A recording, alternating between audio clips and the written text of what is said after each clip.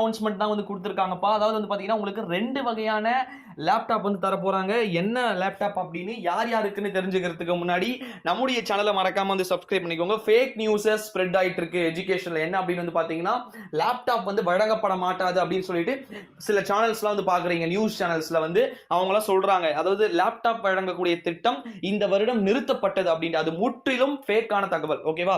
அமைச்சரே வந்து அவருடைய வாய்ப்பட ஒரு விஷயத்த வந்து சொல்லியிருக்காரு. என்ன அப்படின்னு வந்து பார்த்தீங்கன்னா, கைவிடப்படவில்லை அப்படின்னு வந்து சொல்லியிருக்காரு.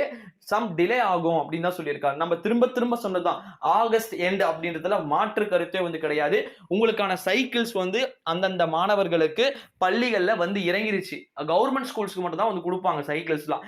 நெறைய பேர் வந்து கேட்கறீங்க பிரைவேட் ஸ்கூல்ஸ்க்கு வந்து குடுப்பாங்களா அப்படின்ட்டு. அதெல்லாம் குடுக்க மாட்டாங்க.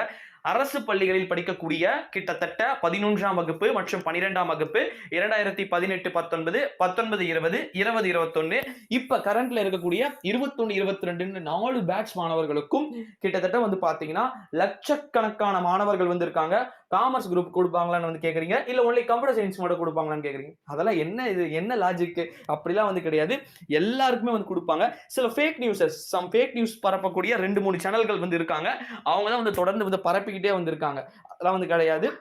அனைத்து விதமான மாணவர்களுக்குமே வந்து பாத்தீங்கன்னா 2 வகையான லேப்டாப் அதாவது வந்து பாத்தீங்கன்னா HP இல்லனா வந்து Lenovo வந்து குடுக்கிறதுக்கு சான்சஸ் இருக்கு அப்படின்ற மாதிரியான அதிகாரப்பூர்வ சோர்சஸ் கிட்ட இருந்து நமக்கு தகவல்கள் வந்து வந்திருக்கு. அதனால வந்து யாருமே வந்து கவலைப்பட வேண்டிய அவசியம் இல்ல. மற்றொரு தகவல் என்ன அப்படின்னு வந்து பாத்தீங்கன்னா, தமிழகத்துடைய முதலமைச்சருடைய உடல்நிலை அப்படின்றது நாளுக்கு நாள் கொஞ்சம் மோசமாகிக்கிட்டு இருக்கு.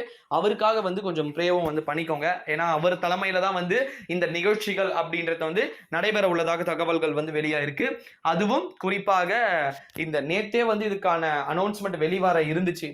ஆனா வந்து பாத்தீங்கன்னா, நேற்று வந்து முதலமைச்சர் நேற்று முன்தினம் வந்து அவருக்கு கொரோனா பாதிப்பு உறுதியானதன் காரணமாக தள்ளி போகிறது. ஓகே ஸ்டூடண்ட்ஸ், நம்ம சேனலுக்கு நீங்க புதுசா